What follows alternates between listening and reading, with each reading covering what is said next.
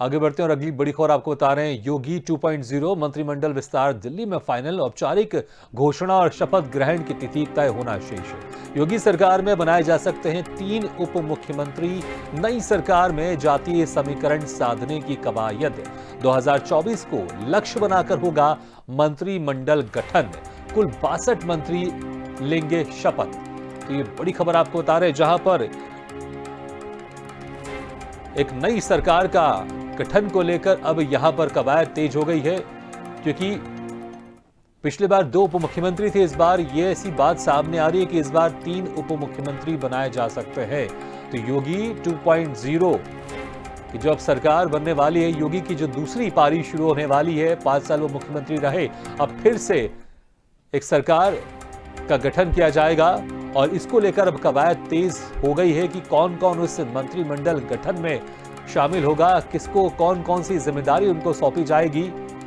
औपचारिक घोषणा और शपथ ग्रहण की तिथि तय होना अभी बाकी है। योगी सरकार में बनाए जा सकते हैं 3 उप मुख्यमंत्री। नई सरकार में जातीय समीकरण साधने की कवायद भी होगी। इस खबर पर ज्यादा जानकारी के लिए बात करते हैं यूपी एडिटर अखिल सिद्दीकी से। अखिल, अब जिस तरह से भारी बहुमत के साथ उत्तर प्रदेश में बीजेपी फिर से सरकार बनाने जा रही है, और लेकिन अब कवायद शुरू हो गई है। एक बड़ा चैलेंज होता है कि सरकार में कि कौन कौन अब उसमें मंत्री बनेगा, किस किस विधायक को इसकी जिम्मेदारी सौंपी जाएगी। तमाम तरह के जातीय समीकरण बिठाते हुए एक मंत्रिमंडल का अब गठन किया जाएगा। और इसमें ऐसा माना जा रहा है कि इस बार 2 नहीं, पिछली बार 2 थे, इस बार 3 उप मुख्यमंत्री बनाए जाएंगे।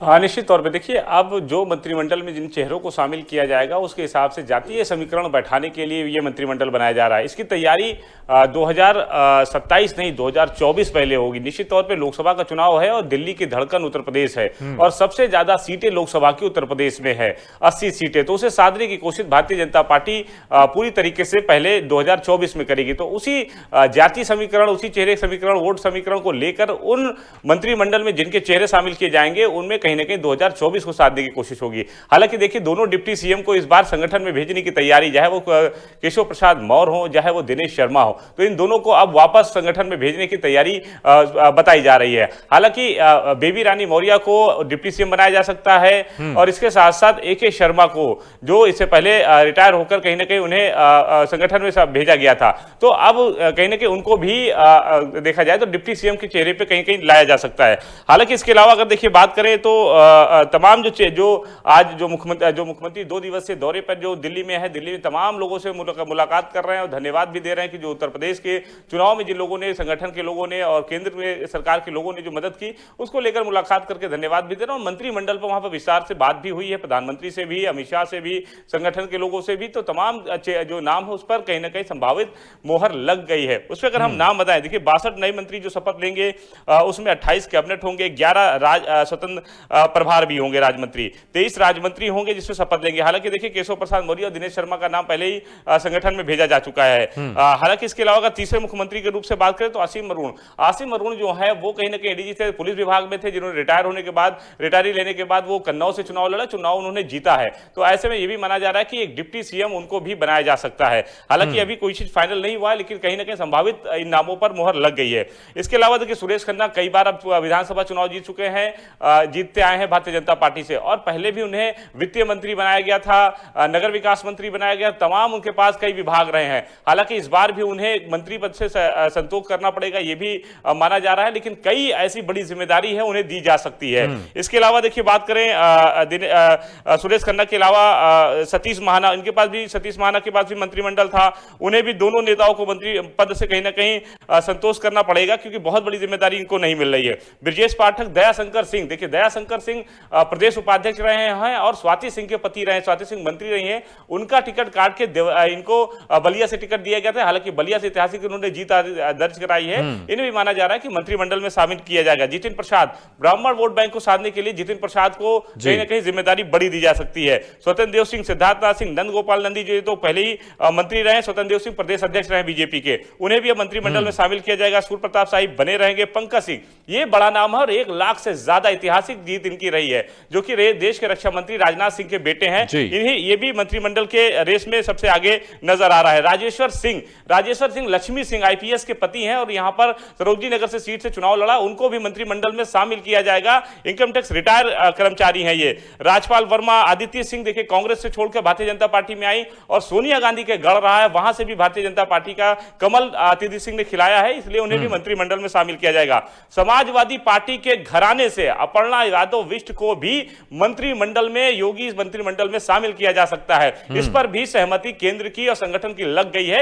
यह भी माना जा रहा है कहीं ना कहीं अपर्णा विष्ट यादव को कहीं ना कहीं जब इसमें शामिल किया जाएगा तो कहीं ना कहीं एक बड़ा थीम टूटेगा और समाजवादी पार्टी के घराने से भी भारतीय जनता पार्टी में शामिल हुए अपर्णा यादव को मंत्रिमंडल बनाकर कहीं ना कहीं बड़ी जिम्मेदारी दी जाएगी। श्रीकांत वर्मा, आशुतोष टंडा, मोहसिन रजा, अनिल राजभर, संदीप सिंह, इन्हें भी मंत्रिमंडल में शामिल किया जाएगा, हालांकि अनिल राजभर को भी। इसके अलावा देखिए सहयोगी दल की बड़ी बात यह है कि अपना दल के 2 निषाद पार्टी के एक मंत्रिमंडल में शामिल किया जाएगा और महेंद्र सिंह को भी देखिए संगठन में वापस भेजा जाएगा।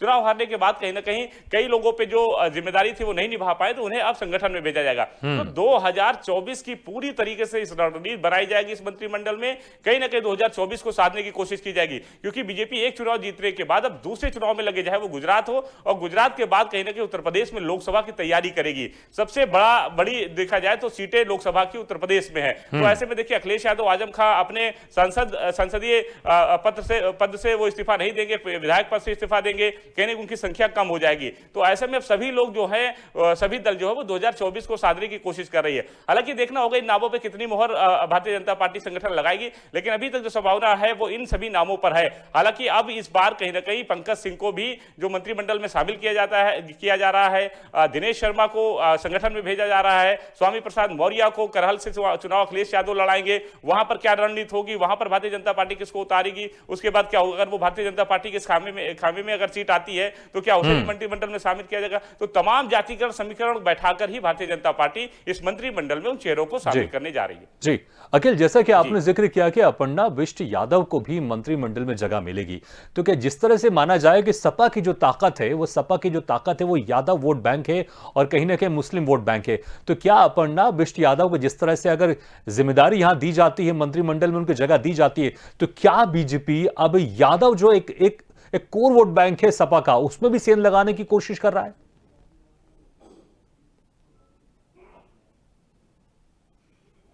निश्चित तौर पे करेंगे। देखिए मैनपुरी और इटावा जो अखिलेश यादव का गढ़, समाजवादी पार्टी का गढ़, यादव का गढ़ था, वहां से भी सदर सीट से कमल खिला है। तो ऐसे में कहीं ना कहीं माना जा रहा है कि बीजेपी पूरी तरीके से उस थीम को तोड़ने में लगी हुई है। अपर्णा यादव को कहीं ना कहीं विष्ट को लाने की वजह बड़ी मानी जा रही थी और निश्चित तौर पर उनको टिकट नहीं मिला, चुनाव नहीं लड़ी वो, लेकिन पार्टी में बड़ी जिम्मेदारी देना, मंत्रिमंडल में शामिल करना, तो कहीं ना कहीं एक थीम जरूर टूटेगी, इतिहास बीजेपी रचेगी और कहीं ना कहीं बड़ी जिम्मेदारी अगर उस परिवार को मिलता है तो कहीं ना कहीं लगाव भी होता है।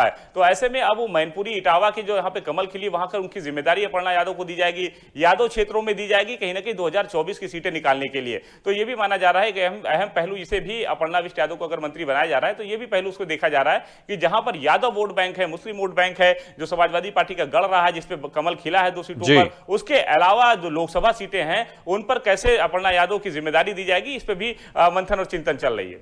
बिल्कुल। अच्छा अखिल, यहां से आपने कहा कि जातीय समीकरण का पूरी तरह से यहां पर ध्यान रखा जाएगा और जो दोनों डिप्टी सीएम है उनको अब दोबारा रिपीट नहीं किया जाएगा, तो क्या इसकी वजह है कि क्योंकि अक्सर अभी बात सामने आती है कि अगर योगी आदित्यनाथ, अगर सीएम बीच में ऐसे कुछ खबरें चली थी कि योगी आदित्यनाथ को सीएम पद से हटाया जाएगा और जो डिप्टी सीएम है उनमें से किसी को सीएम बनाया जाएगा, तो अब ये जो खबर सामने आ रही है कितनी पुख्ता है कि अब जो दोनों डिप्टी सीएम थे अब उनको वापस संगठन में भेजा जा रहा है?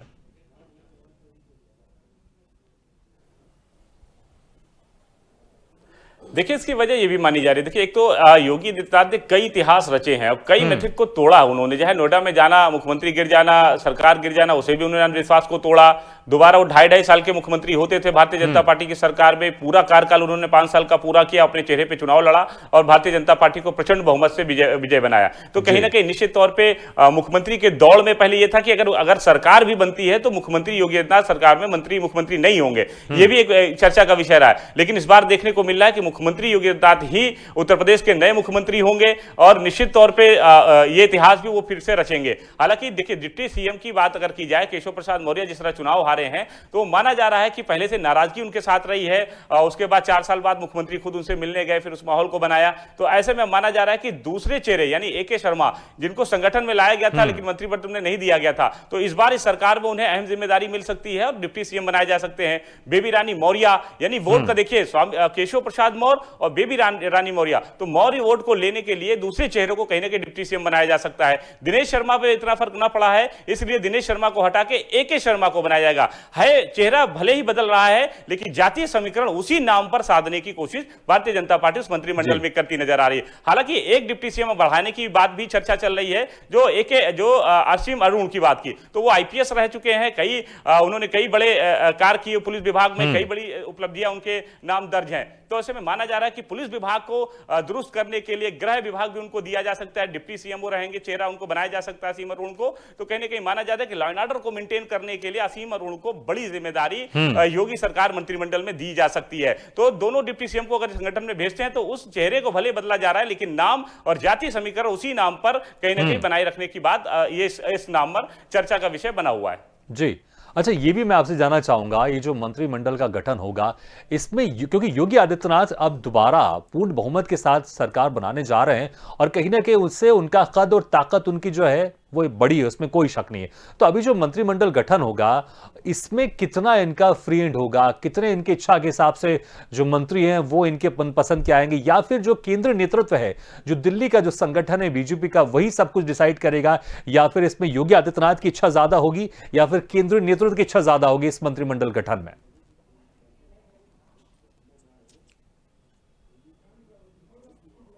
देखिए, ये तस्वीर पहले ही 2022 के चुनाव से पहले ही साफ हो गई थी कि मुख्यमंत्री योगी आदित्यनाथ जिसको चाहेंगे उसको टिकट मिलेगा, और वही हिसाब से टिकट बंटवारा उत्तर प्रदेश के इस चुनाव में हुआ, भारतीय जनता पार्टी ने किया। तो यह भी माना जा रहा है कि मुख्यमंत्री योगी आदित्यनाथ के कहने पर ही मंत्रिमंडल में सबसे ज्यादा लोग शामिल होंगे, क्योंकि मुख्यमंत्री ने जिस तरह काम किया, प्रचंड बहुमत में विजय हुए, सरकार बनी है फिर से, और देश के प्रधानमंत्री नरेंद्र मोदी ने भी काफी मेहनत हर क्षेत्र में किया, हर विधानसभा चुनाव में किया है। तो ऐसे में माना जा रहा है कि इन दोनों के तालमेल से लेकर कहीं ना कहीं मंत्रिमंडल में उन चेहरों को शामिल किया जाएगा। लेकिन ज्यादातर मंत्री जो जीत के वापस पुनः आए हैं उन्हें बरकरार रखा जाएगा। हालांकि कई ऐसे मंत्री हैं जिनको केवल मंत्री पद से ही सहयोग करना पड़ेगा, जो पुराने धुरंधर हैं, अब उन्हें लेकिन नई जिम्मेदारी जो केवल संगठन में उनको रख दिया गया था, अब उन्हें नई जिम्मेदारी इस सरकार में मिलेगी, जिसपे कहीं ना कहीं केंद्र नेतृत्व तय करेगा। जैसे मान लीजिए कि डिप्टी सीएम को लेकर बेबी रानी मौर्य का जो नाम आ रहा है, और AK शर्मा प्रधानमंत्री नरेंद्र मोदी के करीबी माने जाते हैं। तो AK शर्मा का यह चर्चा था कि पहले भी दिनेश शर्मा को हटाकर वहां पर डिप्टी सीएम बनाया जाएगा, लेकिन नहीं बनाया गया। तो अब माना जा रहा है कि डिप्टी सीएम AK शर्मा को बनाया जाएगा। तो ये केंद्र नेतृत्व तय कर रही है। बेबी रानी मौर्य उत्तर प्रदेश की हैं, तो कहने के इन्हें योगी सरकार तय कर रहे हैं, दोनों डिप्टी सीएम को हटा के, लेकिन नाम और जाति समीकरण उसी नाम पर साधने की कोशिश होगी। हालांकि इसके अलावा अगर बात करें, जैसे पंकज सिंह, ये नहीं थे लेकिन अब केंद्र तय करेगा। अगर पंकज सिंह का मंत्रिमंडल में शामिल होना होता है तो केंद्र तय कर रहा है, क्योंकि उनके पिता देश के रक्षा मंत्री हैं। पहले उन्होंने 5 साल काटा, उन्होंने मंत्रिमंडल में नहीं शामिल हुए, इस बार वो रेस में दौड़ में आगे नजर आ रहे हैं। तो ऐसे में कई ऐसी सीटें हैं, कई ऐसे चेहरे हैं जिनका नेतृत्व केंद्र तय कर रहा है। लेकिन सबसे ज्यादा अगर नेतृत्व देखा जाए तो मुख्यमंत्री योगी आदित्यनाथ, बिल्कुल, तो मुख्यमंत्री योगी, बिल्कुल, तो उनका यहां पर जो है अपर एंड ज्यादा रहेगा, इसमें कोई शक नहीं है। एक संक्षेप में जानना चाहूंगा, समय बहुत कम है, जो गठबंधन की पार्टियां हैं, चाहे वो निषाद पार्टियां हैं या फिर जो अपना दल पार्टियां, उनकी कितने मंत्री, कितने विधायक इसमें मंत्रिमंडल में शामिल हो सकते हैं, संक्षेप में बताइएगा।